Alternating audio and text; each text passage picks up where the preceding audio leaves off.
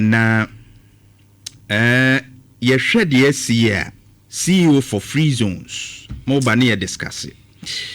And asemo a waka de akere Apostle Dr. Eric Nyameche abeye SMP on Galamsey na ye hwe se wabe apologize sir and the apology no de bae no saying that ye fan and the Galamsey fight no so akusi saying South Africans so Ghana phobia wo ho no ye attack omo no so ye bedi mu nkomo na MPP se nchichemu no a ekoso no so as opposition party a ye hia wo for effective governance because almost so eso wo ho no mutumi ka bie na etumi bu ama mamu koso no there's divisions and there's a matter of concern the base movement yes some supporters a MPP mo twi omo ho ne ade no issue a ese share in the political space mame enhyasie free Paul woso menim so we videos ni nyina ne ne yekokokoso yeah what's your take on that you better say na me hu bibia na apology na me hu ye oh apology no me pa ma I think say you ma me come say na prepare say me hu apology bia why do you say na me ba no me set topic and we can say apology ka ho me hu apology serve Free Zones versus dey but one apology update I fa hu nyina ma me kan say mu encho mebo ama about there what they cost mebo ama apology interested sir me interested our listeners here interested they say but me one fan topic no enti no hwe Galamsey asemu a eba minu mienu nyina no we say ye hwe na ye ka ho asem den right and ade a essay on my ade a essay society ade a essay entire community ni nyina enti se akokwa eba na se ye canon se bia ma me na asem nko ana ye nhwe ba bia ade no efri ba e na ye nhwe aban suso eba no ensem a okafa Galamsey ho se utietia omuka kire se aban bia opese otu Galamsey ase bia no because o police dodo o immigration dodo o army dodo nti within 2 weeks pe so opese otu Galamsey ase a obetu ase yeah and that they tabled ensua ewo Ghana ha nyina ema ye hwe ne level of degradation ana ananya sa pollution exactly then me kwana minti ade bia ye fe no turbidity me na minti bida right we were told to say at yeah level no ana MPP for time no turbidity no do 14,000 enti yeah utie omo kasa ya hey Ankobra River is gone friend is saying Ayensu is gone Green River is gone hey namu baya 1.5 years akukwa turbidity kronwa ye kan wasam 2024 no turbidity 14,000 no do 94,000 turbidity no me sure say by this time no do be 100 and something so ye koye anase ye buy and na me say video bi krampa papa bi o na afuo o si asojafo aba ho a o ma dwiri na afuo koko farm ni nyina so me say wan hu bia enra me dey program Oti ase now yes census square bo NDC fo they are involved in Galamsey Dominic Ayini awoye aban lawyer Penny oti ase waka tell you say you Yamin awoye the national organizer of NDC O2B also first vice chairman of NDC third vice chairman of NDC Yura Banga O2B nti yokofo ehwehwem ana meboa TUC for abeka tell say they've been accused rofu na woka but ade no kowie so it's a watch suspect and I say attorney general we are by loyal one kasa kwa intelligence or gather ansa no akasa etino wabeka tell say sankofo we A2B the TUC akache say ukwa akwatia chairman or friend chairman BB onu ne mba to Galamsey and he's even aiding or facilitating my others to be count ukwa our constituency yes see nananumo omutin konya so almost say MP on parliament wo she wiem ye friend was Kalabi wo she wiem a to Galamsey ana utia se oba asante mantemu ha me ne wo kase ya uko atuma wa bieja south NDC fu e wo ho omsi DC na oba ode convoy eba no o to Galamsey edu say ana utia NDC fu convoy nante sa no mka he omso what say president me hu ni de yes o to Galamsey uko nyina hini a yesi chairman wo ho Chama kuti president kutu seden chama kutu meboa oteye otubi okwa atwuma kwa homa otu atwuma kwa homa chama nkra de you've been made to understand say otimi fa NDC for egu pick up no ahihye mo national security intare then they go to mining site and extort we wo home your regional minister Frank Amakohene Obiama Yahu on 18th of June, 18th of November. Said Dr. Frank Amakohene Sosono, when the Yabua was it all to be.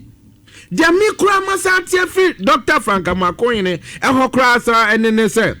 Also, who could carry training college. Dining hall of a school, no, ye to Galamsey. Eti Galamsey, ya dear, Minia, Obi Kanwasema. He's not far from the truth. Yeah. What I say? No.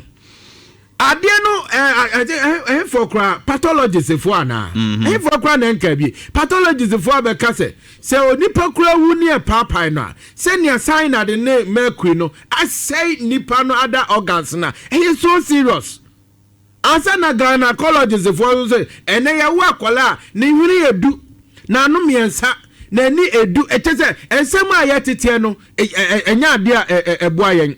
Then food and science research for also ebeka che say now enubra echiche from manke banch ni ade no heavy metals ewuram wonte ye akukwa watia na wonte yeah kontomre ni ade yes heavy metals yes say iron rods wankasa udi bancha uri iron rods now heavy metals say ye kase heavy metals awura yem fudie mu a echese nya iron rods na nipa wie eti ye ni ane susu so asai poisonous chemicals masa obi ka cho say heavy metals awura aduane mu a echese na se mu edu ai eti iron rods na nipa wie ni sesei eti gare na secondary school kwala edie no iron rods no mo wie eno nkoda afedi a graduate ya dru say because say you nsuwa no asese na sofo apostle emphasize nyameche wo Eric nyameche Dr. Kennedy ana wo ka che na asore ma say enema ekoso no the traditional way of baptism and I say subo na ye ko nsuom ne ye ko bo nipa e ma ni nya enkwagye no sesi anu Galamsey nti no ama yentimi nya ne sa na fe de omufa synthetic way ana say ye sheda tubula kakra bi wo baabi ne aboni panasu ewum nti eno no o ntimi guarantee say nipa no be ko heaven ana say onko akoko amene wote hen unim say Kristo ni yegidie ne say ye ba wo ye foforo asa ne ewura osra ho ahemamu ananya sa ene nasu ga na eboni adu kru nipa nipa ni hia asubo se e ba wo no foforo na ye kobo nipa na so ne enya nsukru dia ye betima bo nipa na so wom na so fi koka ehia say onya this unwarranted statement and as unwarranted friend say insult free mami aden etie betre ga na ha ko yawe mu na dan kwamba mi so heaven so so nipa ko na yakodi yani abose akonanti god so e heaven no so a akokwa NDC for ne Galamsey nti yetimi nko heaven ye ko ya na se bai eti bɔne bɛn na sɔfo no ayɛ a wakasa tia asɛm wei ɛyɛ nkasa tia bɛn a wɔsɛ ɔmaame a yɛfa wo yɛfrɛ ne sɛ dɔmaama adwen mu no ɔfa wo appointe wo sɛ kɔyɛ CEO ɛwɔ ha sɛ na wo timi ka kyerɛ sɔfoɔ ne sɛ o ma sɔfoɔ no ne last warning sɛ wɔka saa asɛm no bie mu a wobɛtreat no as a politician. Hey, nti sɛ politicians krampa must we run ourselves down? And I say we are politician now, obi a politician nti no, you must run the person down to gain political points. Na ama wo dey. And I say wo never ba see you. All amenities at your disposal. Eti enen wo bia me hye wase. Obi ansa come to you. Eti wo kasa ense se wo bia no ekabie. And now piano must listen to you. Listen to their worker. Me de me feel say entwa na me hu say wa pacho. But we hu the here say obe pacho especially nyame adifo and the Church of Pentecost. Me be na me tie senior matimi a church Pentecost for omo contribution in national development. Oye ne too or my Ghana COVID-19 by send no muside omo center and my say yem fanche. What you say? That is it. And sana bar stations. So the bar stations on my rest stop be. Yeah. Yeah, no more sorry. Exactly. Almost bar stop. A bar stop. What you say? And send no mercy a complete prison house. Yeah. I donate mine coupled with university Pentecost University and other education, health, and I mean other sectors. The church it is yes idea we are not say idea koswa it want to me kabi right so masi president mama where do obia show otia say so be pacho enye chew pan nko so what and I say Matia no for the sake of our listeners yintie kakra na mama wa finalize wo into me stressing on fair in the process of also expressing myself in response to the statement he made se me kan asembia an kan yia me retract and apologize to him the Church of Pentecost and the general public. Into me stressing on fair in the process of also expressing myself in response to the statement he made. Se me kan asembia an kan yia me retract and apologize to him the Church of Pentecost and the general public. Okay, and that is the apology.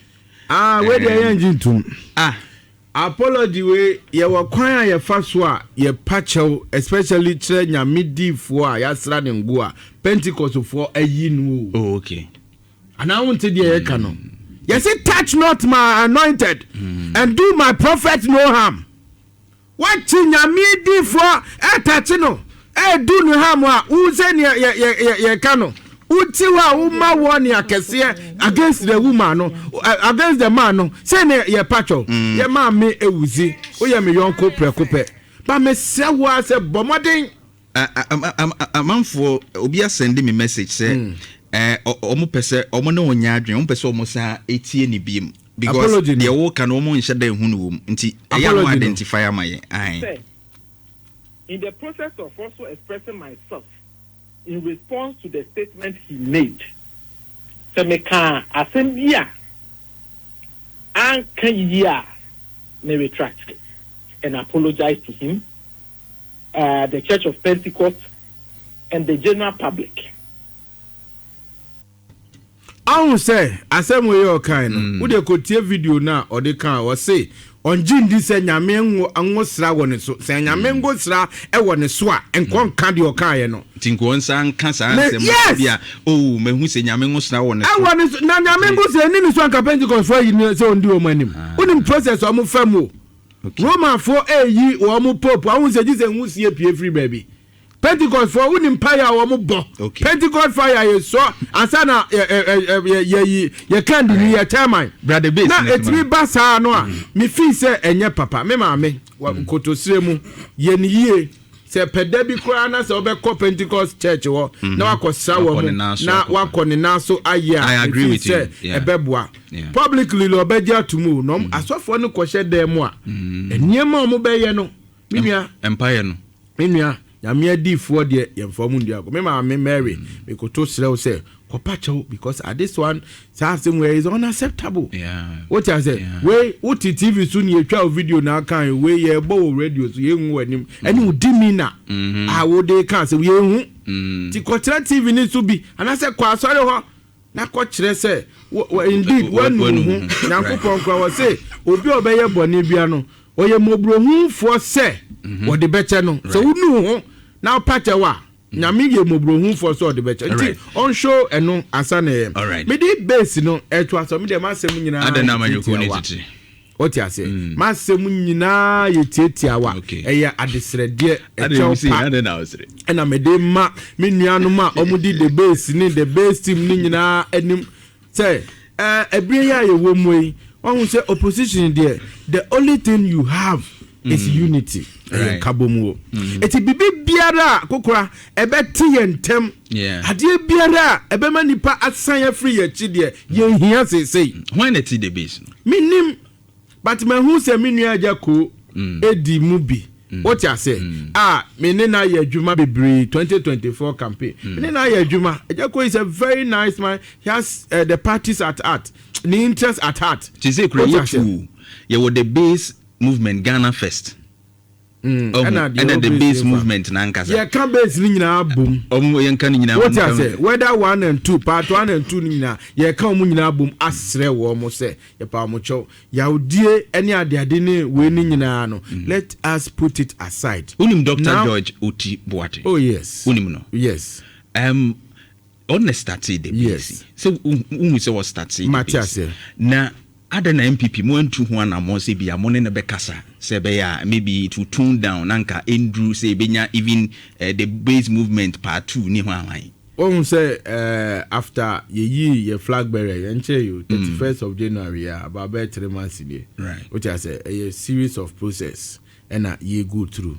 Aside that ye no na was say ye di ni hwe ye party I necra no ye guso a ye grounds. Which I say so it's a whole lot. Right. But now that ye hu hawa eba no penifo eno bi na me gina ha ene wa frame ya ye ka ho asem and I believe say ye party for no hwe ekwan a ye fa so a ye gi to me ma political party and na for mu what you say to say me cry nei adwuma ye ma MPP na da achi bi MPP banner say ya reward me di yawo right what you say and that is what went on previously. So I know so me anytime I make sure mu bia no they me this show man say fache you one fan cha e dey be biem right because party nankasa no akọ opposition okay they are now one yana feel say was say akọ so awi but here some build now there's a new crop of leaders yenya new leader Dr. Mahmoud Baumia omo di ni nchen nyina so ye nkrofo a they are new in the system okay what you say right. It me sre wo mo say abotoye mu emra na ye ma ba ko ye emra ye ntem dia akosuo biara ye mfanche okay na ye hwe say ade be kan ya bomu na ye be di ho dwuma rather than niema e betiti ye ntem. Okay, would you want to touch on South Africa there? South Africa there no there I won't say me describing say South Africa sometimes you know I recommend so mu hian krofo bi ma omo edit some psychology bi edit omo fa some counseling bi me that's what I see. Because yes otnawa feel say obi na agi ne bibi what you say so whoever is that's closer to me yes whoever is closer to me is the reason why I'm not who I am what you say and so why would you take it biana de wura obi yam na etaniema no is uncalled for who fear petrol de go bi no ahye no what yaw any adiadim so I think say they should recommend counseling for what you say now woman does But you've know, and I'm say, omu feel it. That is how I see. Say omu feel it. Say obi na amu enye de also omu ye. Say omu who foreigners ne say omu ye criminals. Exactly. But me ma South Africa several times. Okay. What you say? Hotel Ameda. I'm friend front water gate. We Durban. Na hotel na Ameda no. Every minute be a police try da enu huchia. Right. And I maybe some say ade. Debe I'm glad I'm the president hotel and I catch me say so jam me 1 minute you be come ada woko visit home say a nice place yeah what akoju home kan onya say me koju ma home I have some people there okay what you say Mako Durban Mako Cape Town Soweto Limpopo what you say Asana Joburg. Wow, these are town a very nice place. Na Cape Town ho no crowd the mini jai. Abrofo na sheda build e ho. So mo kwa akotra ho. Tu besa akoda be. Oh, sisi ade obede no akota. Ade. Ma me nka masem. Na evident na unti. Entino. Because me pesa me ne woko. Sese. Se me pesa me di wachi woko ha unje bisa. Me pesa me ne woko. Oh. Da wo be kono. Okay. Se wo de wako ho unim no ho nti. Na wo de machi ni kakra. Wait akọ. Enti we koda be. Oh, sisi antokwasi na me nko. Ana matese yeuro ye de euro ura nkrofo turumu na maduru David nya dia enti masem nyina ne say ye nuanom ye Africans what you say no matter what especially they were stressing on Nigerians. I don't know what they have done. Okay. Right, what you say but ye hu ye say ye bako nti I recommend counselors now they should take them through. Okay. What you say sir ade no ye cry council original minister. It is what take counseling unit. Psychosocial support. The be more for Ashanti region. And I make say etimi ya ne kesi mu South Africans na it will reshape their mind towards nipa ni fellow human being. Right. Thank you very much, Paul Yandoh, and Awotinenka, Ashanti Regional Director for Communications, NPP, and Awotinenka no.